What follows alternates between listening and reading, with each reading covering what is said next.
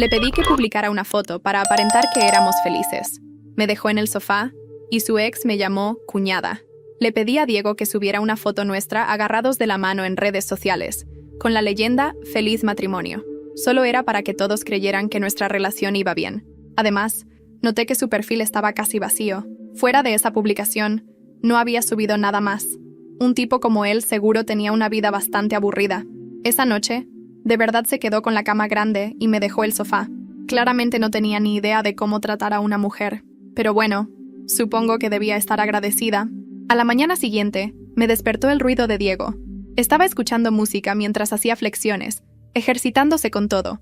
Ya había escuchado que los hombres fríos suelen ser meticulosos, pero su abdomen marcado y sus piernas musculosas eran realmente impresionantes.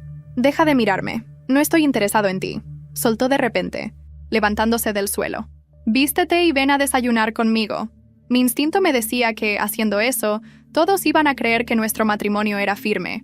La verdad, hablar con él no era tan difícil, tal vez porque en mi vida pasada le había dado una paliza a Camila. Después de arreglarme, salí con Diego. Apenas cruzamos la puerta, vi a Camila y a Lucas caminando hacia nosotros, de la mano. Camila llevaba un vestido strapless, y se le notaban perfectamente los chupetones en los hombros y la clavícula, que mostraba con orgullo, inclinándose a propósito para que los viera. Tenía una expresión altiva, escaneándome de arriba a abajo, burlándose de lo tapada que iba yo. Parecía que la habían regañado y que ahora intentaba esconder las marcas. Casi podía escuchar sus pensamientos mientras sonreía, toda provocadora. «¿Y bien? ¿Cómo estuvo tu noche de bodas, hermanita?» Yo llevaba un vestido de gasa de manga larga, elegante y discreto.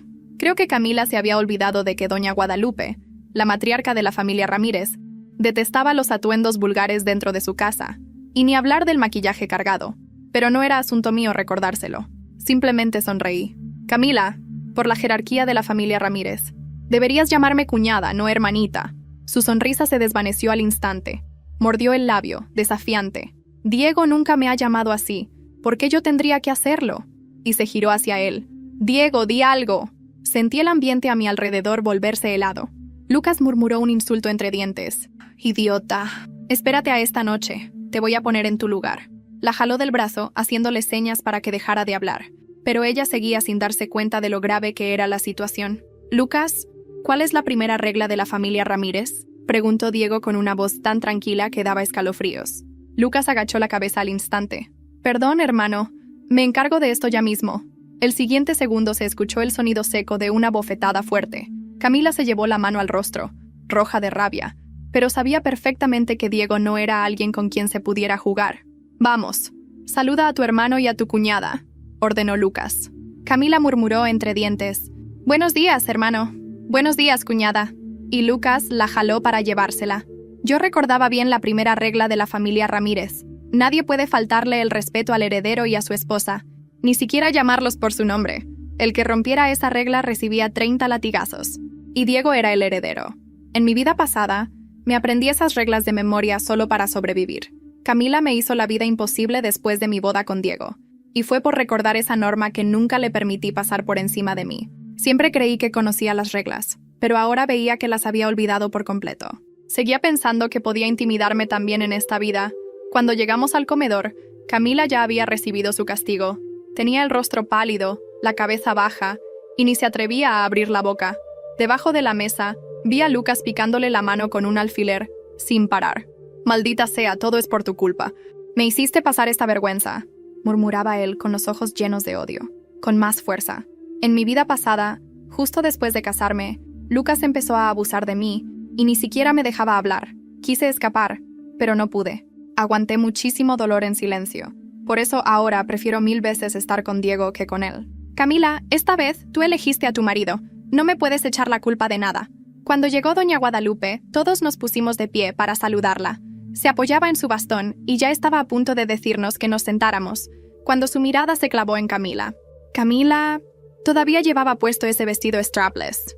Ni siquiera se había molestado en cambiarse. En cuanto sintió la mirada fulminante de doña Guadalupe, forzó una sonrisa, tratando de fingir vergüenza. «Suegra, fue idea de Lucas, lo juro. Dijo que quería que yo quedara embarazada». Apenas terminó de decir eso, doña Guadalupe estalló. Sin dudarlo, levantó el bastón y le dio un golpe en la espalda a Camila. Sinvergüenza. La intimidad entre ustedes es asunto de ustedes, pero no tienen por qué andarlo ventilando en público. Y menos vestida así, toda provocadora. ¡Qué vergüenza! En mi vida pasada, me acuerdo de que un empleado fue despedido solo por usar bermudas. Desde entonces aprendí a caminar con pies de plomo. Cada gesto que hacía, cada ropa que elegía, todo era calculado. Fue por ser tan cuidadosa que apenas logré sobrevivir en esa casa. Pero Camila, ella creía que yo llevaba una vida tranquila porque yo, no sé en qué momento exacto, dejé de temerle a Camila y empecé a verla como lo que realmente era, una mujer atrapada en sus propias decisiones. Aquel episodio con doña Guadalupe fue el principio del fin para ella. La familia Ramírez no perdonaba el escándalo, y menos cuando se hacía en su propia casa. Pero lo que ocurrió después fue lo que verdaderamente marcó un antes y un después. Todo comenzó una semana después de ese desayuno silencioso, donde nadie se atrevía a mirar a Camila directamente a los ojos. Doña Guadalupe había ordenado que ella no participara de las cenas familiares por un tiempo indeterminado. Fue el castigo más elegante y humillante posible. Estar presente pero invisible. Camila deambulaba por la casa como un fantasma. Una tarde, bajé a la cocina para pedir una infusión. Sentía dolor de cabeza desde temprano. Al entrar, la vi sentada en una de las banquetas del desayunador, despeinada, en pijama, los ojos vidriosos. ¿Quieres té? Le pregunté sin mirarla directamente, con voz neutra. No contestó. Yo no fui hecha para esto, susurró después de unos segundos. Tú te adaptaste porque ya sabías las reglas. En cambio, yo vine creyendo que esto era una competencia entre nosotras, que podía ganarle a una muerta. No supe qué responder, tal vez porque tenía razón. En mi vida pasada, Camila me enterró social y emocionalmente sin remordimiento. Pero ahora era ella la que se estaba consumiendo lentamente. No es competencia, Camila. Es resistencia. Tú quieres ganar. Yo solo quiero sobrevivir. Se quedó en silencio. Su expresión cambió de resignación a algo más oscuro. Un segundo después me soltó. Lucas me pega cuando toma. Y toma casi todas las noches. Ahí sí me giré a verla. Me clavó los ojos. A ti no te va a importar. Me odias. Me lo merezco, ¿no? Me ardieron las entrañas. No por compasión, sino por el eco de mi propia historia.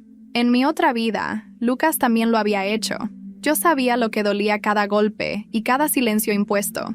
No te lo mereces, dije despacio, pero no te voy a salvar, porque cuando alguien intentó advertirte, lo ignoraste. Esta casa no perdona a las que bajan la guardia. Me fui sin mirarla otra vez, pero sus palabras me persiguieron toda la noche.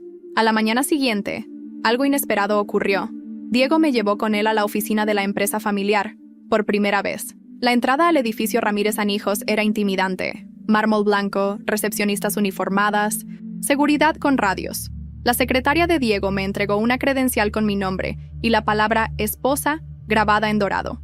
No sabía si sentirme halagada o marcada.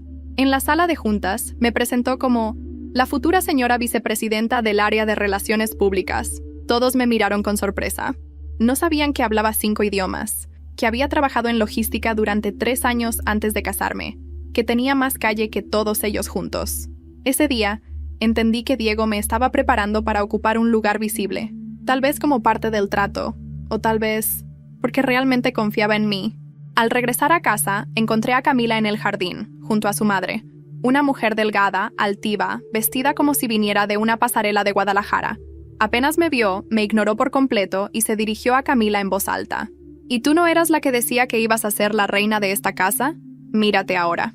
Tu cuñada acaba de salir en la portada de la revista empresarial más importante del país, y tú ni siquiera puedes ir al comedor. Camila se encogió en su silla. «Cállate», le dijo entre dientes. «No tienes idea de lo que pasa aquí dentro». La mujer resopló y se levantó con desdén. «Lo único que sé es que perdiste. Y lo peor es que perdiste con estilo». Me quedé mirándolas desde la distancia. Por primera vez, Camila no me pareció arrogante. Me pareció rota. Esa noche, Diego y yo cenamos solos. Me sirvió vino, algo que no solía hacer. Había algo distinto en su mirada. «Tienes que tener cuidado con Lucas. Algo no está bien con él», me dijo, sin rodeos. «¿Qué pasó?» Recibí un informe. Alguien en la casa hizo una llamada anónima a un periodista. Están tratando de filtrar cosas sobre la familia. Creemos que fue Lucas. O alguien que vive con él. Sentí una punzada en el estómago. ¿Y qué vas a hacer? Nada, aún no. Pero si se confirma, Guadalupe va a hacer lo que siempre hace. Cortar la raíz podrida. Guardamos silencio. Al fondo se escuchó un portazo. Minutos después, uno de los empleados vino corriendo. «Señorita, Camila, Camila está sangrando. Se cortó el brazo en el baño. Está gritando que quiere morir». Corrí escaleras arriba sin pensar. El empleado que nos había avisado temblaba mientras nos guiaba hasta el baño del ala este, donde Camila y Lucas dormían. La puerta estaba cerrada con seguro, pero desde dentro se oían gritos. Gritos rotos. No de histeria. De alguien que realmente había llegado al límite. «¡Camila! ¡Camila! ¡Abre la puerta! ¡Camila!», gritó Diego golpeando con el puño cerrado. No respondió. Solo se escuchaba el llanto ahogado, los sollozos, y algo que parecía un frasco de vidrio cayendo al suelo. No había mucho tiempo.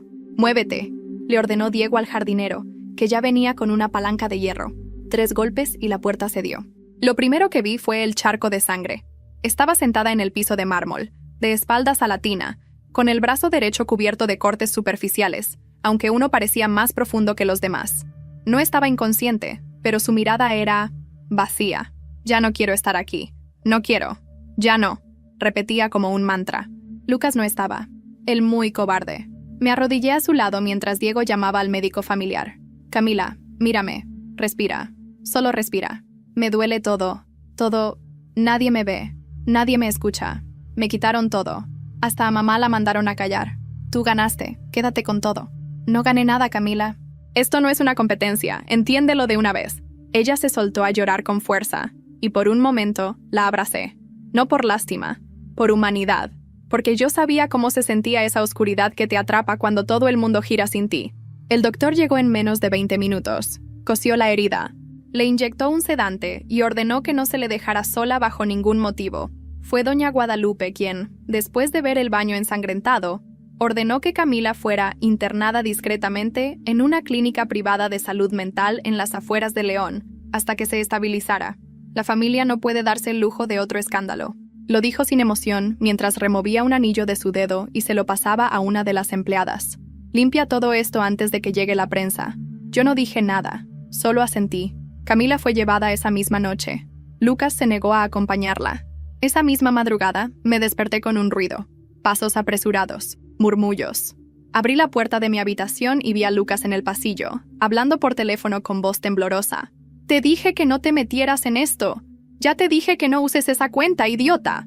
Me escondí detrás de una columna. Supe, en ese instante, que había algo que él no quería que nadie supiera. No fue hasta el día siguiente que me enteré de qué era.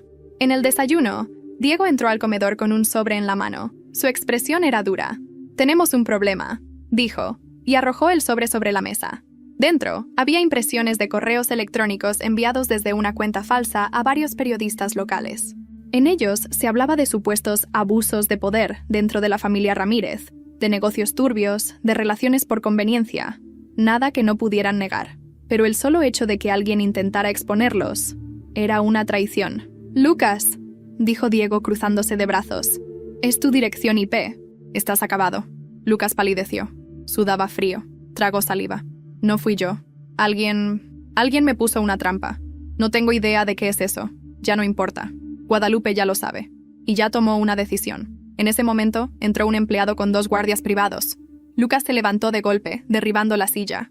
«No pueden hacerme esto. Yo soy parte de esta familia».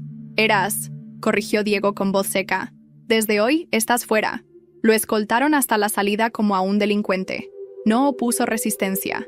Solo nos lanzó una última mirada antes de que la puerta se cerrara tras él. Esa noche, mientras revisaba mis redes sociales, recibí una solicitud de mensaje. Era una cuenta sin foto de perfil, sin publicaciones. Solo decía: «No te confíes. Aún hay alguien observando». No respondí al mensaje. Tampoco lo eliminé. Solo lo dejé ahí, flotando, como si no me importara. Aunque no dejaba de pensar en él. ¿Quién más quedaba con razones para odiarme dentro de esta casa? Lucas estaba fuera. Camila, internada. Pero algo me decía que no era ninguno de los dos. Había otra pieza en el tablero. Alguien que aún no se había mostrado del todo. Diego notó que algo me pasaba. «¿Va todo bien?», me preguntó mientras hojeábamos documentos en su despacho. Recibí un mensaje anónimo que decía: «No te confíes. Aún hay alguien observando». Guardó silencio. Tomó su celular, lo bloqueó y lo dejó a un lado. Me miró, serio. «En esta familia nunca estás sola, ni cuando crees que lo estás». No supe si eso era una advertencia o una promesa. pero me quedó claro que incluso Diego, con todo su control, sabía que había cosas que no podía prever. Esa tarde, Guadalupe me llamó a su estudio. Estaba sentada en su sillón alto, el bastón apoyado al lado, la ventana entreabierta. A pesar del calor, el ambiente era helado. «Estás ascendiendo», dijo sin rodeos. «Ya te ganaste el respeto de Diego, y de muchos otros. Pero aún no me has convencido a mí. ¿Qué espera de mí? Lealtad absoluta. Eso incluye saber controlar lo que pasa bajo tu techo». Me entregó una hoja doblada. Era un reporte de gastos. Alguien había estado usando el fondo discrecional de la familia para hacer compras personales, joyas, tratamientos de belleza, escapadas a Cancún, fechas recientes, muy recientes, firmadas con una clave de acceso que yo conocía. «Yo nunca gasté ese dinero», dije, devolviéndole la hoja. «No estoy acusándote, pero si alguien tiene tu clave, o si alguien quiere hundirte, entonces ya empezaste a ser peligrosa». Eso me sacudió. Por dentro, una alarma se activó. Alguien dentro de la casa tenía acceso a mis movimientos. Alguien me estaba imitando, y no era difícil adivinar quién. Cuando salí del estudio, fui directamente al cuarto de servicio. Ahí encontré a Marisela, la ama de llaves, una mujer mayor que conocía esta casa como la palma de su mano. La misma que me había dado un pañuelo cuando lloré en silencio durante mi primera semana aquí. «¿Quién ha estado entrando en mi habitación cuando no estoy?», le pregunté, sin rodeos. Marisela bajó la voz. «No quiero problemas, señorita. Pero hace unas noches vi a Renata en su closet. Dijo que estaba limpiando, pero usted no había solicitado servicio, y la puerta no estaba abierta. Renata, la sobrina de una de las cocineras, había llegado hace 3 meses, justo después de mi boda con Diego, callada, siempre con una sonrisa tímida, demasiado atenta. Y yo, tonta. Fui directamente a su cuarto, toqué la puerta. Abrió con cara de inocente. «¿Puedo ayudarte, señora? ¿Tienes un segundo? Quiero que hablemos». Entré sin esperar respuesta. Todo parecía ordenado, hasta que vi algo sobresaliendo del cajón de la cómoda. Lo abrí. Ahí estaban. Una copia exacta de mi credencial de acceso, una tarjeta de gastos de la familia, e incluso una libreta con anotaciones de mi puño y letra. Mis palabras, copiadas. «¿Por qué?», pregunté, sin alzar la voz. Renata me miró con una calma que me heló la piel. «Porque tú estás en el lugar que debería haber sido mío. Porque fui yo quien amó a Diego primero. Porque tú solo llegaste cuando él ya estaba roto. Y aprovechaste eso. ¿Tú? ¿Y Diego? Yo era su amante. Antes que tú. Antes que todo. Y yo estuve dispuesta a ser su sombra. Hasta que te vi aparecer. Perfecta. Calculadora. Y supe que nunca me elegiría si no te quitaba del camino. Diego nunca me había contado eso. Y ella tampoco parecía estar mintiendo. Pero eso ya no importaba. ¿Te crees más lista que yo?», le dije con calma. «No lo eres. Eres otra pieza descartable en este tablero, solo que aún no te diste cuenta». Ella sonrió. «Veremos quién es descartable cuando esto llegue a la prensa». No esperé más. Llamé a Diego en ese instante. Le conté todo. No me tembló la voz. Esa misma noche, Renata fue escoltada fuera de la casa con una maleta y una advertencia. Si volvía a acercarse, sería denunciada por robo de identidad y suplantación. Parecía que el peligro había pasado, pero al día siguiente, Guadalupe mandó llamar a todos los empleados de confianza a una reunión. Les leyó una carta anónima, firmada con iniciales. «Esta familia vive de apariencias. Pero la esposa del heredero es una impostora. He recopilado pruebas. Si no las sacan, yo las mostraré al mundo». No era Renata. Su estilo era distinto. Esto era otra voz, una que todavía estaba dentro de la casa. Nunca pensé que me acostumbraría a la desconfianza, pero en la casa Ramírez, aprender a dormir con un ojo abierto no era una opción, era una obligación. Desde la carta anónima, el ambiente se volvió más denso. El personal caminaba en puntas de pie, las conversaciones bajaron de volumen, y doña Guadalupe no sonreía. Esa era la señal más peligrosa de todas. Esa misma semana, la matriarca canceló todos los eventos familiares, incluso la misa dominical, que era casi una ley en esta casa. Dijo que era para reforzar los lazos internos, pero en realidad era para depurar. Ella quería saber quién estaba detrás de la carta, y mientras tanto, nadie iba a salir ni a entrar sin su aprobación. «Estamos bajo sospecha», me dijo Diego, mientras se ajustaba la corbata frente al espejo. Hasta yo. «¿Tú crees que fue alguien de dentro? Aquí, todos tienen algo que esconder, y todos tienen algo que perder». Sentí que lo decía por él. Desde lo de Renata, entre nosotros había un vacío difícil de llenar. No me había mentido directamente, pero tampoco había sido transparente. Esa relación que creíamos estratégica estaba empezando a parecer emocionalmente peligrosa, para ambos. Intenté dejar la paranoia de lado. Me enfoqué en mis nuevas responsabilidades, dentro de la fundación que Guadalupe dirigía, y que ahora estaba parcialmente bajo mi nombre. Una forma más elegante de decir, estás en el radar, así que hazlo bien. El problema fue que cuanto más cerca me ponía de los archivos, más cosas empezaba a ver. No ilegales, pero sí vergonzosas. Por ejemplo, los cheques firmados por Camila antes del matrimonio, pagando favores para que su boda fuera aprobada. Regalos a empleados, cartas a jueces, cartas a periodistas. Camila había comprado su entrada a esta familia, y nadie lo había mencionado. Le mostré los documentos a Diego. No me sorprendió su reacción. Lo sé, pero no podíamos decirlo. Lucas era el único que sabía. Y por eso la mantenía bajo control. ¿Bajo control o bajo amenaza? Diego me miró. No respondió.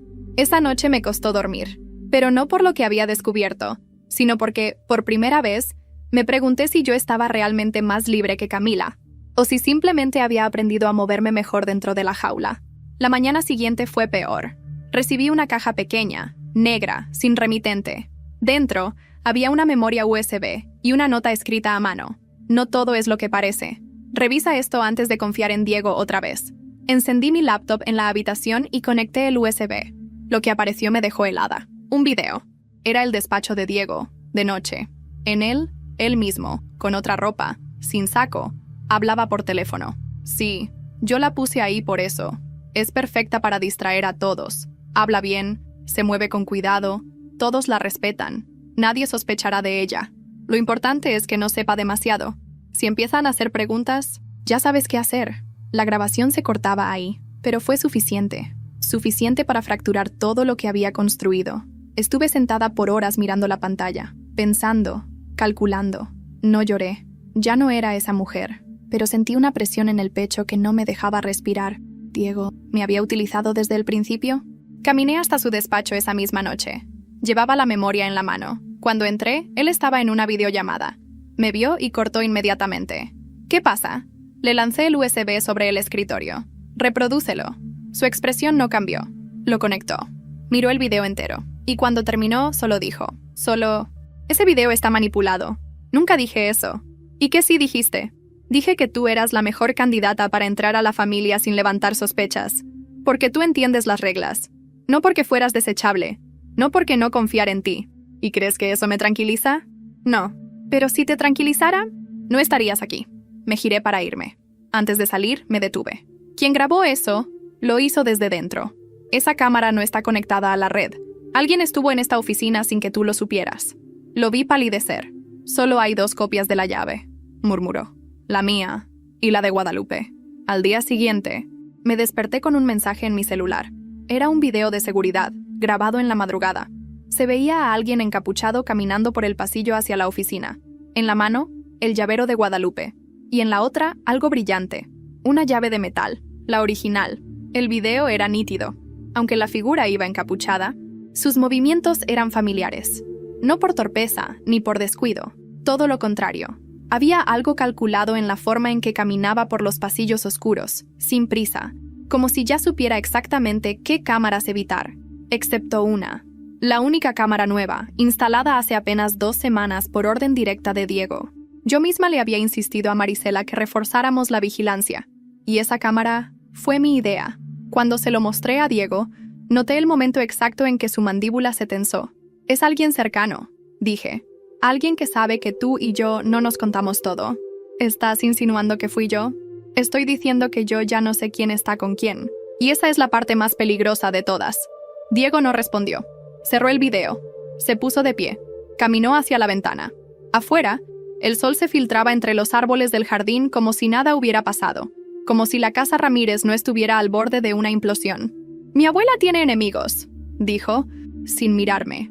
Siempre los ha tenido. Pero ahora hay algo más. Alguien está jugando otro juego. Y ni siquiera ella lo ve venir. No era la primera vez que lo decía, pero esta vez había algo distinto en su voz. Un matiz de miedo real. Diego nunca temía, pero ahora lo hacía. Esa noche tomé una decisión. Fui a visitar a Camila en la clínica. No porque confiara en ella, no porque la quisiera cerca, sino porque si había alguien que podía odiar a esta familia tanto como yo, era ella. Estaba más delgada, ojerosa, pero no destruida. Me sorprendió lo rápido que recuperaba su postura cuando veía una oportunidad de hablar. «Viniste a burlarte», fue lo primero que dijo. «No, vine a preguntarte algo. ¿Y si no quiero responder? Entonces te dejo aquí, sola. Igual que te dejó Lucas. Igual que te dejó tu madre». Camila apretó los labios. Me hizo una seña para sentarme. ¿Quién más tenía acceso al despacho de Diego? ¿Crees que fui yo? No lo creo. Si fueras tú, ya estarías en la portada de una revista contando tu versión de los hechos. No eres de las que se quedan calladas. Me miró con los ojos entrecerrados. Guadalupe tenía una copia. Y otra persona también. El contador. ¿El de barba blanca? No, ese es el oficial. Te hablo del de verdad. El que maneja los libros internos. Se llama Ernesto. Vive en León. Solo viene cuando lo mandan llamar. ¿Y por qué él? Porque es el único que sabe cuánto dinero hay en realidad. Y porque Guadalupe le teme. Pero nunca lo admitirá. No era mucho. Pero era un inicio. Salí de la clínica con más preguntas que respuestas. Pero una certeza clavada en el pecho. Alguien estaba usando la estructura de poder de la familia para manipularnos a todos. Y no era por dinero. Era por algo más profundo. Algo personal. 2 días después, durante una cena íntima con doña Guadalupe, me atreví a mencionarlo. ¿Conoce a Ernesto?, le pregunté, cortando con elegancia mi filete. Ella levantó una ceja. Todos conocen a Ernesto. Pocos lo comprenden. Parece que es importante. Porque lo es. Y si eres inteligente, nunca lo buscarás sin mi autorización. Ahí estaba. El miedo. Pequeño, disfrazado de amenaza. Pero ahí, cuando me fui a dormir esa noche, lo decidí. Tenía que hablar con Ernesto. Si realmente era el guardián de los secretos financieros, entonces también sabía quién estaba moviendo las piezas en la sombra. Lo encontré. Marisela, discretamente, me consiguió el número de un celular viejo, sin WhatsApp, solo llamadas. Marqué desde un teléfono público, en el centro de León. ¿Sí? Ernesto, soy la esposa de Diego Ramírez. Necesito hablar con usted, en privado. ¿Dónde está? En León, centro. Hay un café detrás del mercado Aldama. Banquitas rojas. Espéreme ahí en 20 minutos. Colgué. Mi corazón latía como si fuera una niña escapando de casa. Cuando llegó, supe que era él. Alto, sombrero, una carpeta bajo el brazo. Se sentó sin saludar. Sacó un sobre. «Toma», dijo. «No me preguntes cómo lo conseguí. Solo míralo». Dentro había fotos. Fotos de Diego, con Renata, en un restaurante en Querétaro, fechadas hace apenas 3 semanas. Besos, risas, manos entrelazadas. Pensé que era cosa del pasado, murmuré. «Nunca fue cosa del pasado», respondió él. «Diego está dividido. Y cuando alguien está dividido, comete errores. Errores que otros aprovechan. ¿Por qué me da esto? Porque tú eres la única que todavía no se ensució las manos. Y cuando todo esto explote, vas a necesitar decidir de qué lado estás». Antes de irse, me dijo una última cosa. La persona que grabó ese video no lo hizo por traición, lo hizo por miedo. Me quedé sola en la banquita roja, el sobre en la mano, sabiendo que lo que acababa de descubrir no era el final, era apenas el principio. Esa noche no dormí. Dejé el sobre la mesa de noche, sin tocarlo otra vez.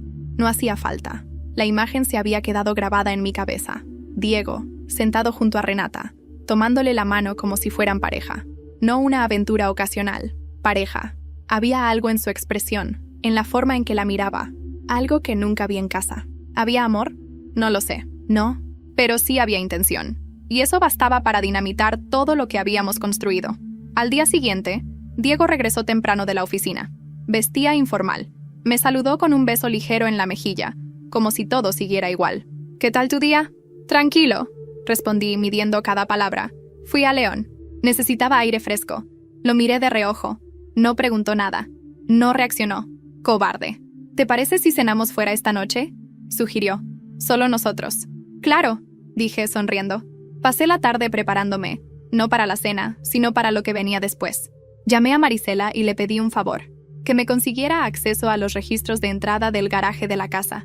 Ella dudó. «¿Está segura, señora?» «Más que nunca». A las 6, revisé la carpeta.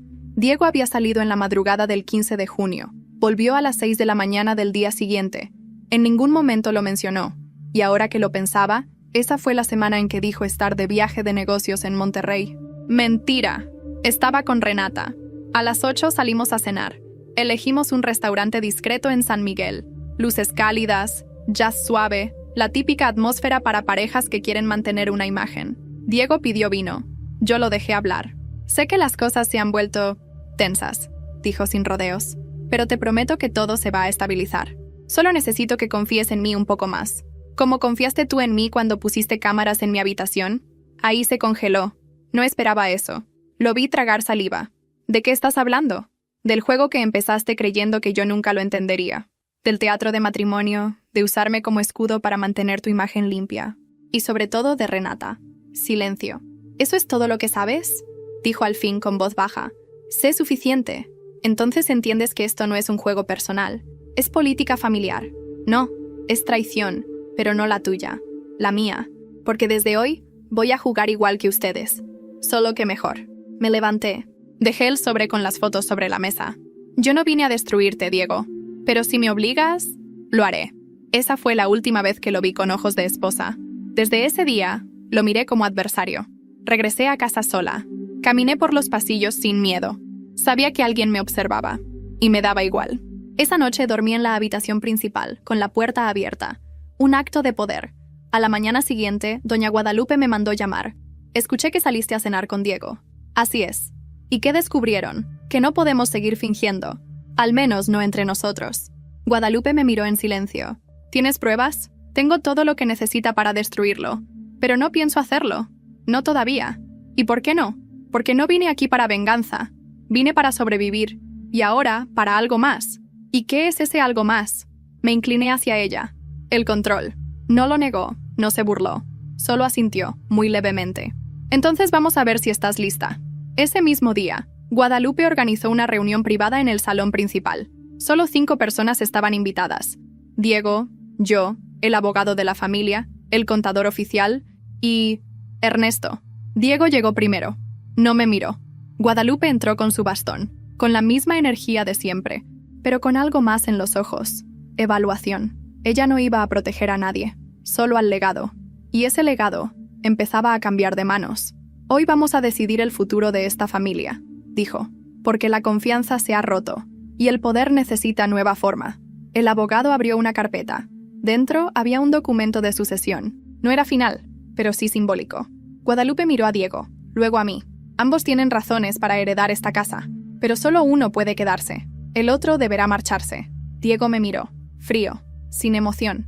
Entonces hablemos de pruebas. Fue Ernesto quien habló primero. Yo tengo pruebas de ambos. De ti, Diego. Y de ti, muchacha. Pero no voy a decidir yo. Sacó 2 sobres.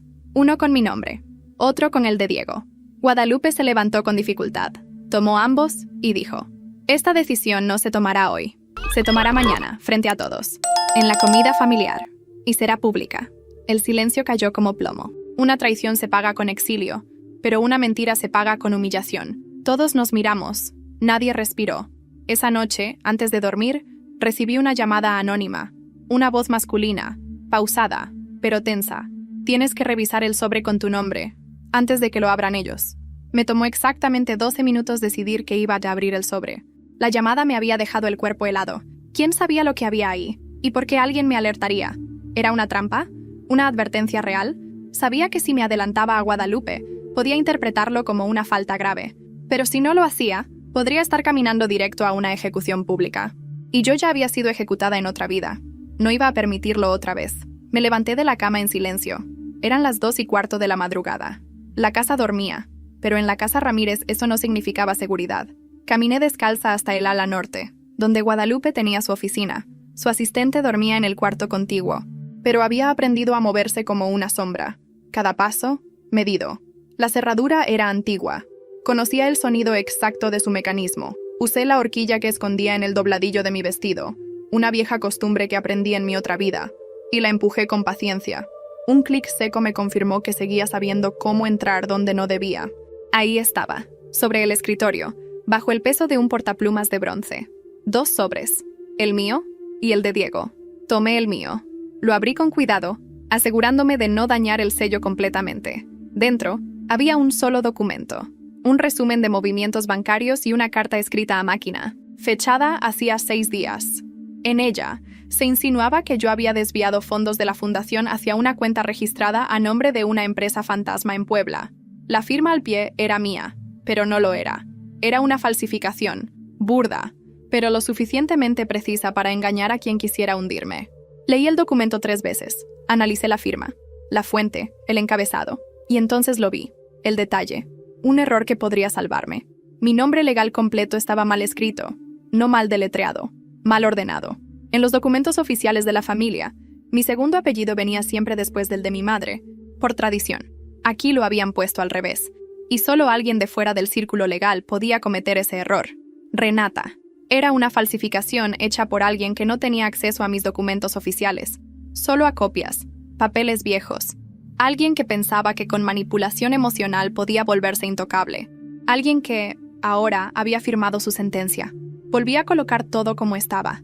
Salí sin ser vista, y esa noche dormí profundamente, con la certeza de que al día siguiente no solo no iba a ser destruida, iba a contraatacar. La comida familiar fue un espectáculo digno de una obra de teatro. Todos estaban presentes. Camila, aún recuperándose, con maquillaje cubriendo las ojeras. Lucas, en el fondo, como espectador exiliado. Diego, serio, con su mejor traje. Y Guadalupe, sentada en el centro de la mesa larga, como la reina que era. Nadie comía. Todos esperaban. Hoy vamos a decidir si esta familia se sostiene o se derrumba, anunció Guadalupe, alzando el sobre con mi nombre. Y lo haremos con pruebas. Antes de que pudiera abrirlo, me puse de pie. Con permiso, señora, dije. Antes de que lea ese documento, le ruego que me permita mostrar algo. Le hice una seña al abogado. Habíamos hablado esa mañana. Le entregué el documento falso y una copia oficial de mi firma registrada. También le mostré el error de los apellidos, la diferencia entre los registros. Ese documento no solo es una falsificación, es una acusación fabricada con el fin de desacreditarme públicamente. Continué. Y la única persona con acceso a mis archivos personales antiguos fue Renata, la misma que fue escoltada fuera de esta casa hace una semana, la misma que recibió ayuda externa para montar esta calumnia. Un murmullo recorrió la mesa. Guadalupe no dijo nada. Tomó el sobre. Lo rasgó por completo sin leerlo. Quien falsifica una prueba, falsifica también su lugar en esta familia, declaró. A partir de este momento el documento queda invalidado. Pero no terminó ahí. Guadalupe giró la mirada hacia Diego. Ahora abriremos el tuyo. Diego apretó los puños. Dentro había una carta escrita por él, de su puño y letra. Era un borrador, una confesión parcial. Hablaba de su relación con Renata, de su necesidad de mantenerla en silencio, de cómo la usó para redirigir la atención sobre mí cuando comenzó a desconfiar de mi cercanía con Guadalupe. La traición más peligrosa no viene del enemigo, dijo Guadalupe lentamente. Viene del que duerme a tu lado. Fue una estrategia. Nada más, intentó justificarse. Las estrategias sin lealtad son armas sucias. Se giró hacia mí. ¿Qué propones que hagamos con él? La sala se quedó en silencio. Todos me miraban.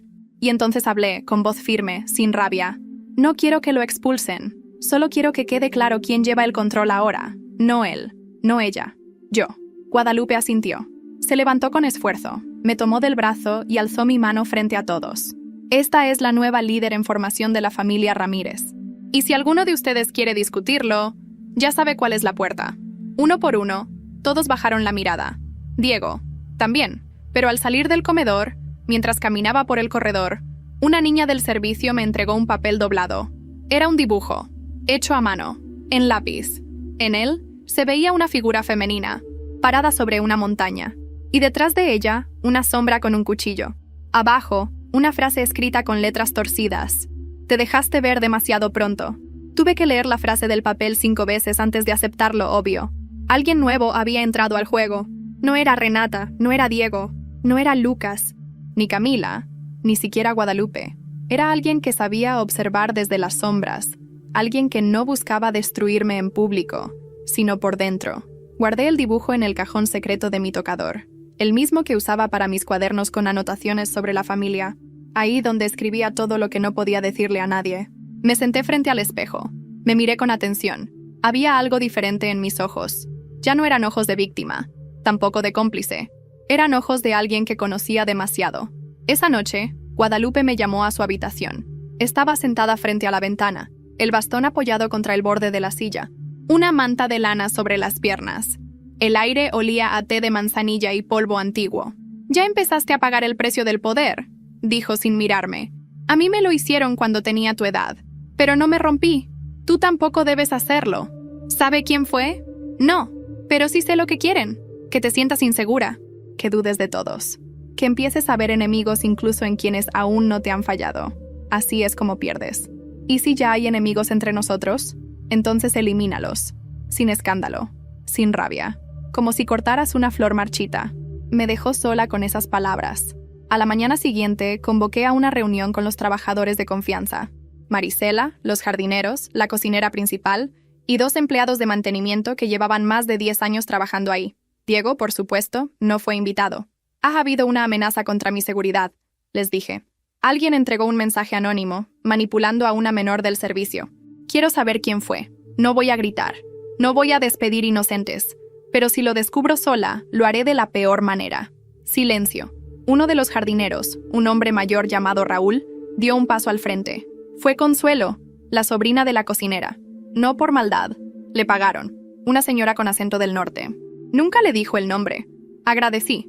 No hubo castigos, pero a Consuelo la enviaron de vuelta a su pueblo esa misma tarde, de forma discreta, sin drama, pero eso no era suficiente. Esa noche, mientras cenaba sola, recibí un mensaje nuevo. Esta vez no era una nota, era un video en mi celular personal, número privado, sin remitente. Lo abrí. Mostraba a Guadalupe, sentada en su habitación, hablando por teléfono. Su voz era nítida. Sí, la muchacha ya se volvió útil, pero si se convierte en una amenaza, tengo lo que necesito para sacarla. Me quedé paralizada. Esa voz, la misma que me había elegido, me había levantado frente a todos. También estaba preparada para aplastarme. Lo más preocupante no fue el contenido del video, fue el ángulo. La cámara estaba dentro del cuarto de Guadalupe, oculta, y nadie debía tener acceso a ese lugar sin su permiso. Al día siguiente me presenté en su habitación. No golpeé. Entré. ¿Quién más tiene llave de esta habitación? Ella me miró con calma. Solo yo. ¿Y tú? Ahora. ¿Por qué? Le mostré el video. Ella lo vio. No pestañeó. No negó. Estás creciendo rápido, dijo finalmente. Más de lo que esperaban. Y eso asusta. ¿Qué esperaba usted? Que fueras obediente. Que me dejaras moldearte. Pero resultaste salvaje. Y eso, a veces es útil, a veces no. La miré fijamente. ¿Es usted quien está detrás de todo esto? No, pero no moveré un dedo para detenerlo. A menos que me des una buena razón. Sentí una punzada en el pecho. Ya no había aliados, solo alianzas temporales.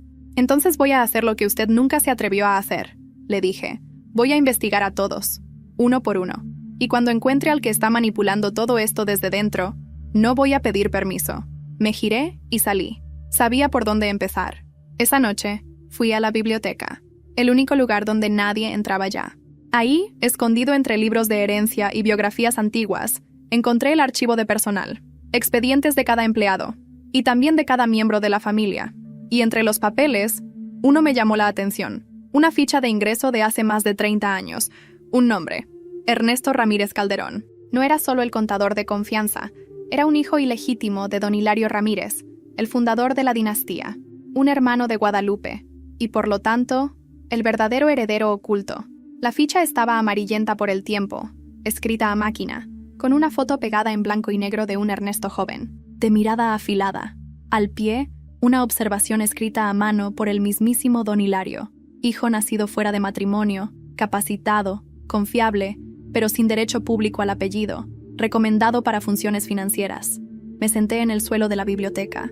El aire olía a papel viejo y a traición. Ernesto no solo era parte de la familia, era sangre directa, y había sido mantenido en las sombras toda su vida, como una pieza útil pero nunca visible, como yo. De repente, todo encajaba. Él era quien movía los hilos detrás de los escándalos, quien filtró el video de Diego, quien plantó la falsificación con mi firma, quien grabó a Guadalupe, no por ambición vulgar, sino por reclamación silenciosa, por lo que se le negó toda la vida. Me levanté con el expediente en la mano, fui directo al despacho de Diego. No estaba, pero sabía dónde encontrarlo. Había pasado las últimas noches en el ala sur, durmiendo en el despacho de su padre. Desde la ruptura oficial frente a la familia, su presencia en casa se volvió meramente administrativa. Un heredero desplazado. Lo encontré tomando whisky, en penumbra, como en las películas baratas. Su mirada era más humana que nunca, y eso me enfureció aún más. «Necesito hablar contigo», dije, dejando el expediente sobre la mesa. Lo abrió, lo leyó, no dijo nada. «Lo sabías, desde que tenía 16 años.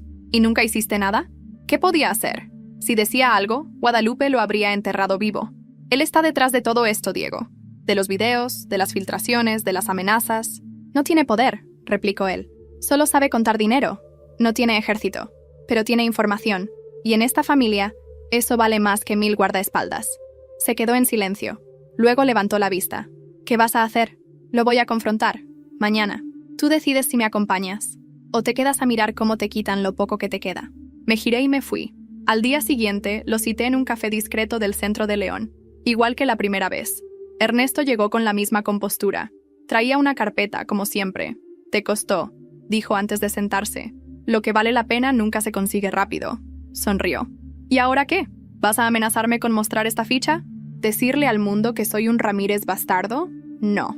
Voy a ofrecerte lo que nadie más se atrevió a darte. Reconocimiento. Su sonrisa se borró. ¿Qué estás diciendo?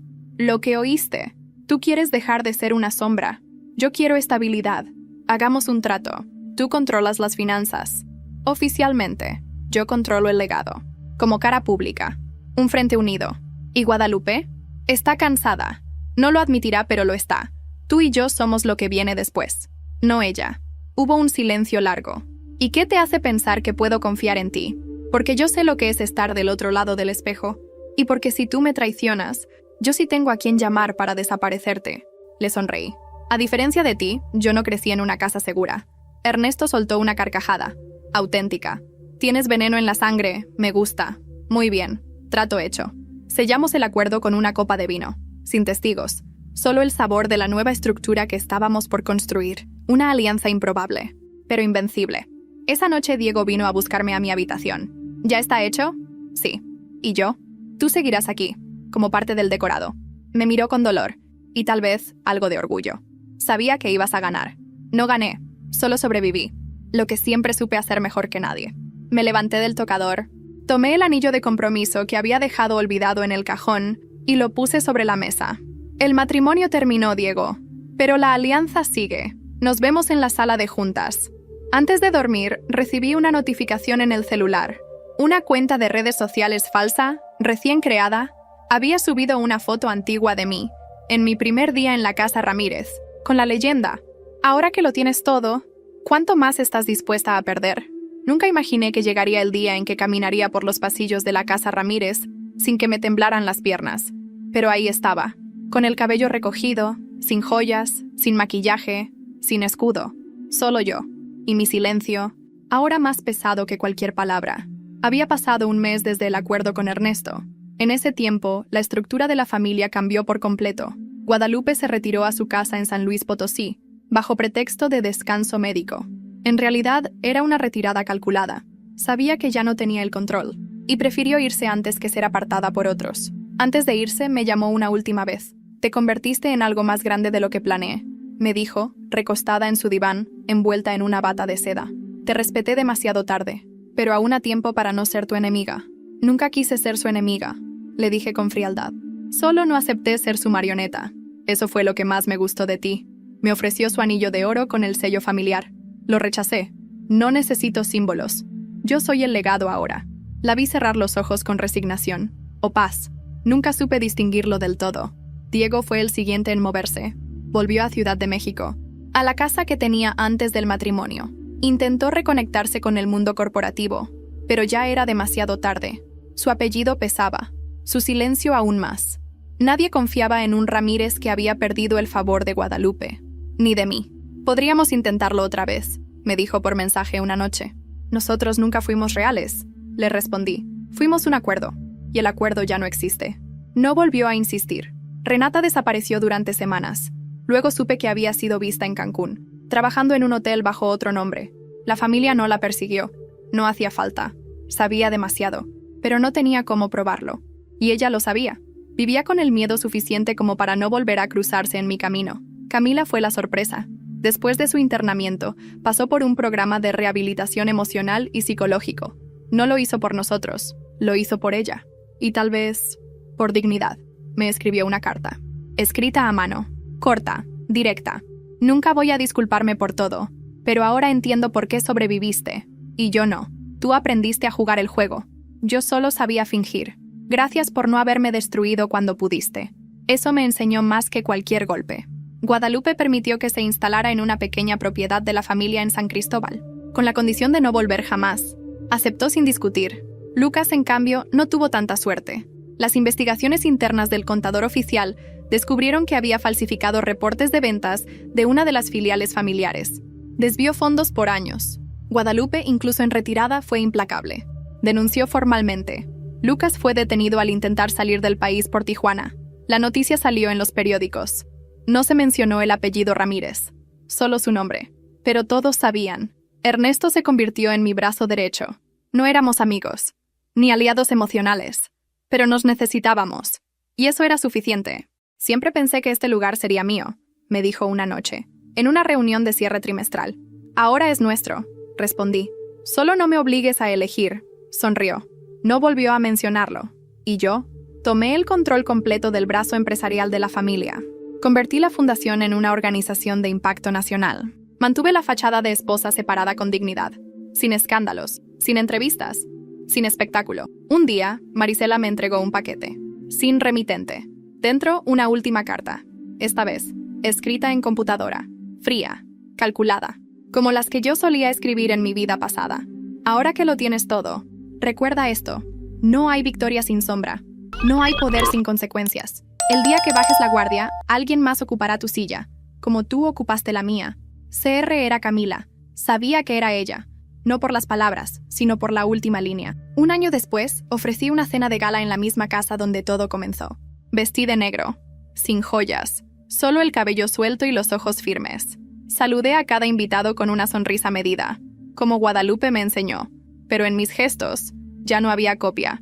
Yo era la versión mejorada, la que no necesitaba bastón, ni alianzas, ni secretos. Brindé. Y cuando todos aplaudieron, dije, sin bajar la copa: bienvenidos a la nueva era Ramírez, la era donde el silencio se convirtió en poder, la era donde yo era la sombra y la luz al mismo tiempo. Y por primera vez, no tuve miedo.